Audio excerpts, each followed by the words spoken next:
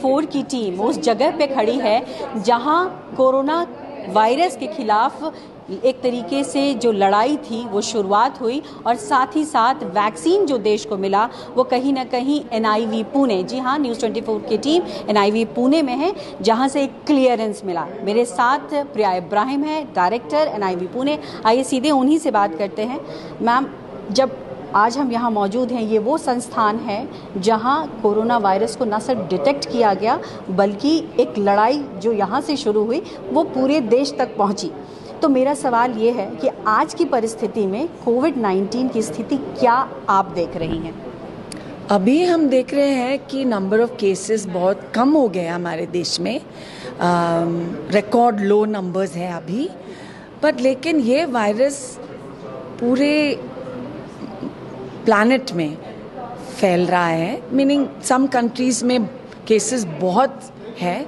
सो हमें याद रखना है कि any time this virus can mutate to a different form of the virus and it could possibly come back, हमारे देश को फिर आ सकते हैं। इसीलिए हमारा प्रिकॉशनरी मेजर्स बिल्कुल फेंकना और छोड़ना अच्छा नहीं। आपने ये बात कही कि प्रिकॉशनरी मेजर्स को अभी फेंकने की ज़रूरत नहीं है, लेकिन जो परिस्थिति अभी दिखाई पड़ रही है, कई राज्य जो हैं रेस्ट्रिक्शंस को लिफ्ट कर रहे हैं, जो कुछ राज्यों में बिल्कुल हटा दिया गया है मास्क को।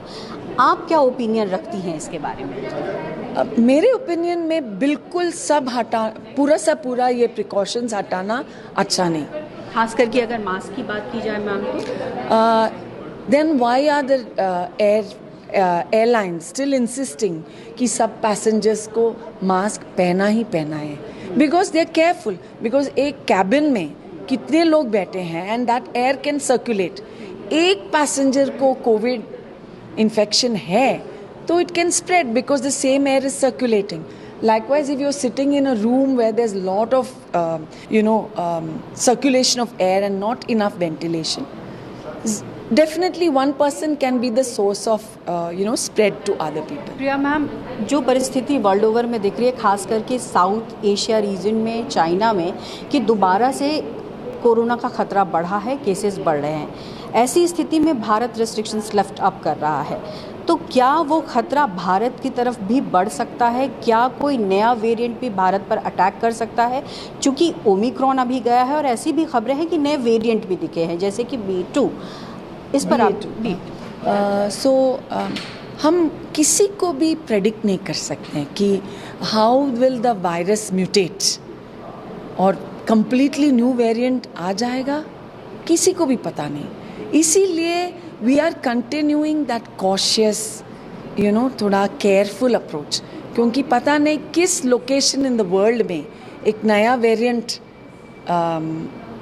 फॉर्म होने के बाद, जैसे चाइना और साउथ एशिया रीजन में जो वेरिएंट इस वक्त है, कुछ लोगों का ये भी कहना था कि ओमिक्रॉन और डेल्टा का मिक्स करके कोई वेरिएंट है, डेल्टा क्रॉन, या कुछ ऐसा वेरिएंट है जो भारत के लिए खतरा पैदा कर सकता है?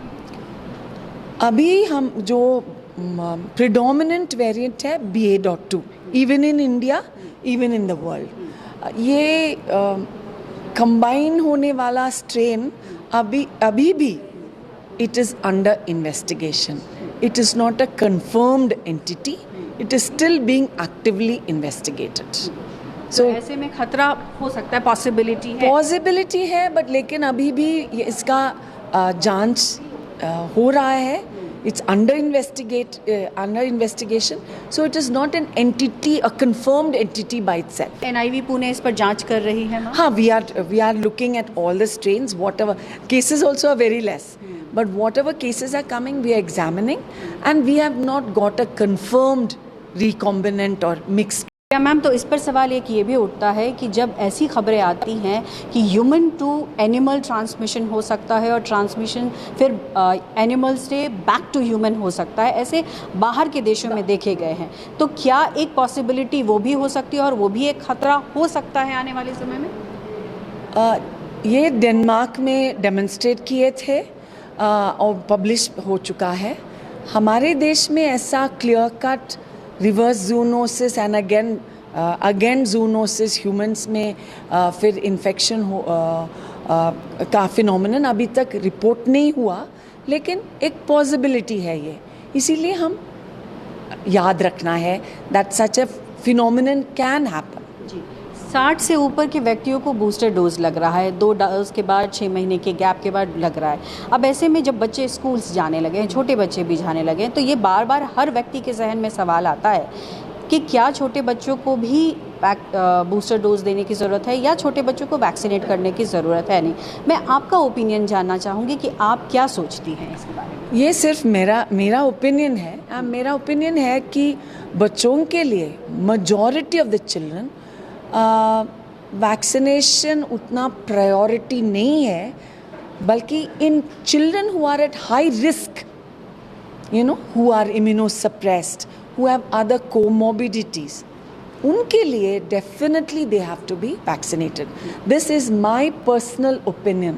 एक अंतिम सवाल, चूँकि स्कूल जाने लगे हैं अब बच्चे, सब माओं को, सब पेरेंट्स को डर है कि बच्चे जाएंगे, कहीं नया वेरिएंट आ गया या फिर से कोरोना का बड़ा अटैक तो नहीं होगा। ऐसी स्थिति में क्या कहना चाहेंगे, क्योंकि अब जैसा पहला भी मैंने कहा कि मास्क हटाए जा रहे हैं, छोटे बच्चे मास्क ज़्यादातर रख भी नहीं पाते हैं। आप क्या एडवाइस न्यूज़ 24 की टीम के थ्रू करना चाहेंगी बच्चों के लिए? See children by and large do not have serious infection, उनको एसिम्टोमेटिक या माइल्डली सिम्टोमेटिक इन्फेक्शन होते हैं, लेकिन in a very small minority उनको थोड़ा सिवियर इन्फेक्शन हो सकता। दूसरे है, children can be a vehicle of infection, they may not go down with infection, but वो from children they can carry the infection to people who are more at risk. So I think mask wearing, to me, I would like children to wear their mask, but I think parents and the public are very happy that children are being told not to wear a mask, but I personally think children should wear a mask. That's my personal opinion. बहुत शुक्रिया हमसे बात करने के लिए। तो ये थी प्रिया अब्राहम, पल्लवी झा, पुणे, न्यूज़ 24। नमस्कार, मैं हूं मानक गुप्ता। अगर आपको हमारा ये वीडियो पसंद आया हो तो इसे लाइक और शेयर जरूर करें, और हाँ, हमें सब्सक्राइब और फॉलो करना ना भूलें ताकि आप देश और दुनिया की कोई खबर मिस ना करें। तो जुड़े रहिए हमारे साथ और देखते रहिए न्यूज़ 24।